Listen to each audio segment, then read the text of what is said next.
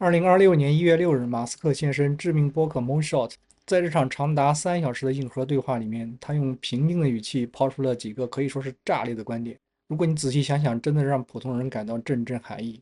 AGI 在2026年就会提前实现，白领比蓝领要先消失，未来实现10年可能实现永生，还有无限的能源等等等等，种种迹象表明，要大的要真的要来了。普通人可能真的只能等待判决啊。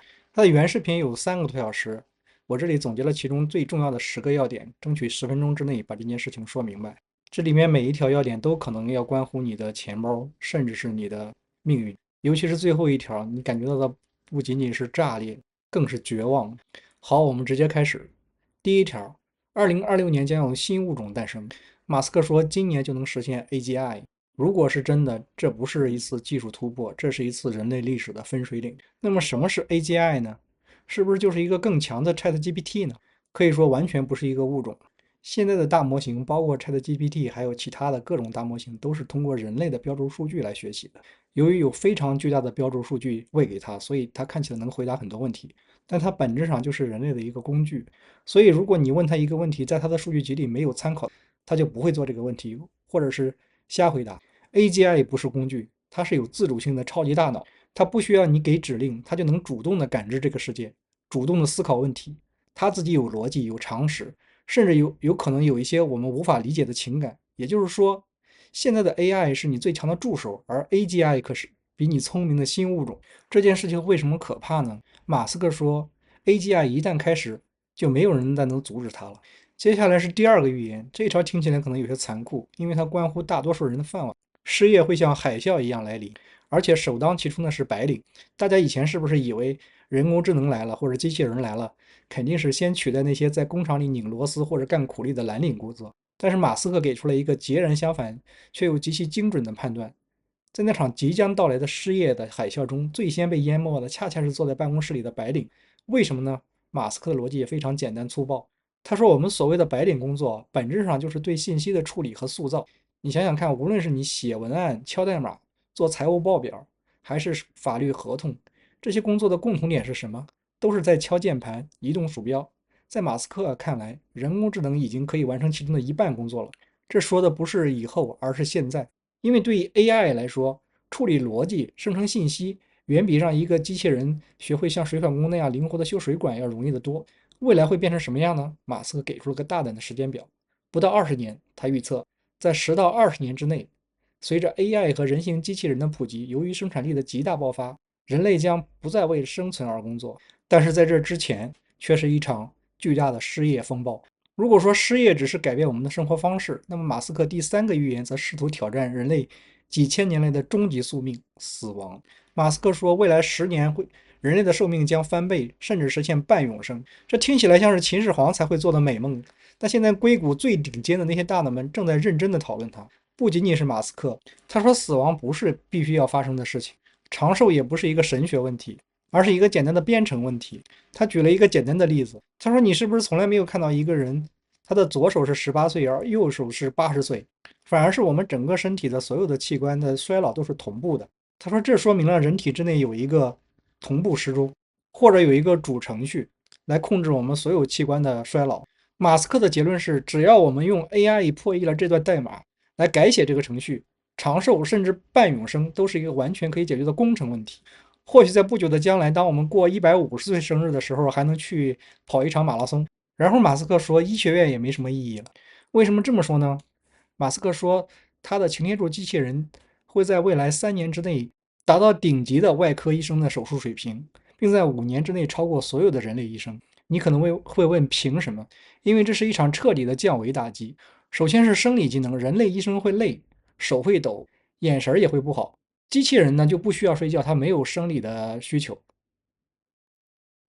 它的眼睛能看到红外线、紫外线，能直接穿透表皮看到病灶。最恐怖的还不是这些，因为机器人可以在云端学习。你看一下，如果一个人类的医生培养到非常高的水平，需要什么？至少需要数十年的经验，无数台手术的积累。但对于机器人来说，只要世界上有一台机器学会了这种复杂的手术，那么其他的机器人都可以通过云端来学习，瞬间这些机器人都会掌握这项技能。而人类的经验是私有的、有限的，而机器人的经验是共享的、无限的。那么这会带来什么样的结果呢？马斯克说，未来作为一个普通人都能享受的医疗水平超过美国总统。为什么？因为现在的医疗是非常稀缺的资源，而作为一个普通人完全享受不到。而机器人作为医疗资源可以无限的复制，然后成本趋近于零。所以医学院在马斯克看来已经没什么必要了。既然白领要失业了，医生也没有光环了，那我们是不是应该多存点钱，防止以后老了之后喝西北风？这时候马斯克又抛出来一个让所有的理财顾问都会晕倒的建议。他说以后金钱不重要了，不要再为了退休而存钱了。马斯克说，现在这些东西为什么贵？为什么房子贵？因为地皮有限，人工有限。食物为什么要花钱？因为种植和运输都需要成本，而我们的工资、储蓄、养老金都是建立在这个资源有限的假设之上的。但是如果机器人能够无限的劳动呢？他们不知疲倦的24小时盖房子、做衣服，他们不领工资，不需要休息，结果就是商品和服务的成本趋近于零，而我们会实现全民的高收入。在这个世界里，物质会极度的丰富，每个人不仅是活着，而且能过上现在富豪才能过的好日子。那么你辛辛苦苦攒那些堆纸币，可能就是像旧报纸一样毫无购买力，因为一切都太便宜了，金钱将成为一个过时的概念。不过马斯克警告说，在这个世界到来之前，旧社会会崩塌，我们可能需要先准备迎接一场风暴。这还没完，马斯克认为现在现行的教育已经彻底过时了，除非你是为了交朋友、混圈子或者体验生活，否则上大学已经没有太大的意义了，因为获取知识的门槛已经彻底被 AI 给踏平了。这里马斯克掏出了一个非常精彩的第一性原理论点，他说人脑本质上就是生物神经网络。现在的学校是怎么样教书的？他试图把所有的大脑都塞进一个模子里，强迫你的大脑去适应统一的教材。这就好比给所有人都发一双42码的鞋子，也不管你合不合适。但是 AI 是反过来的，它让知识适配你的大脑。在未来，每个孩子都有自己的终身导师，他不需要休息，没有脾气，更重要的是，他能完全根据你的兴趣、你的理解能力，为你量身定做教学方案。你想学火箭科学，还是想学文艺复兴的艺术？他随时随地用你听得懂的方式教会你。所以马斯克预测未来的大学基本上就会变成了年轻人交朋友的地方。然后马斯克又聊到了电力，他说未来的硬通货不是美元，而是瓦特，本质上就是能量。你要知道，训练一个顶级的大模型，它消耗的电量可能相当于一个中小城市一个月的用电总和。在这样的逻辑下，竞争的规则变了。你可以拥有世界上最先进的算法，堆积如山的芯片，但是如果你没有足够的电力去喂饱它们，他们什么也干不了。马斯克断言，谁能拥有最多的电力，谁就是未来的王者。预言八：中国的电力会超过美国。马斯克开玩笑地说道，好像他说的每一个建议，中国人都做了。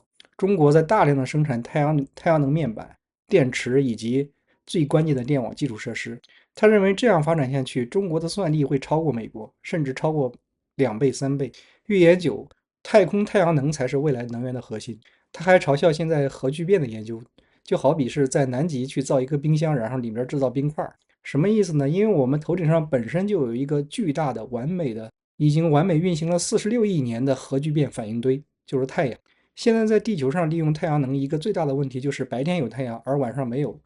为了能够获得持续的电力，我们还需要为它配套非常昂贵的储能设施，而太空则有持续的太阳照射。所以唯一的问题就是把这些太阳能发电站给发射上去，而恰恰马斯克星舰就可以用来做这件事儿。马斯克表示，他将用8000次的星舰发射来发射一个巨大的太阳能矩阵，甚至还要在月球上建厂。现在我们来说最后一条，如果前面的预言成真，AI 干了我们的工作，治了我们的病，甚至不需要我们付钱，那么一个终极问题就摆在我们面前：人类还有什么价值？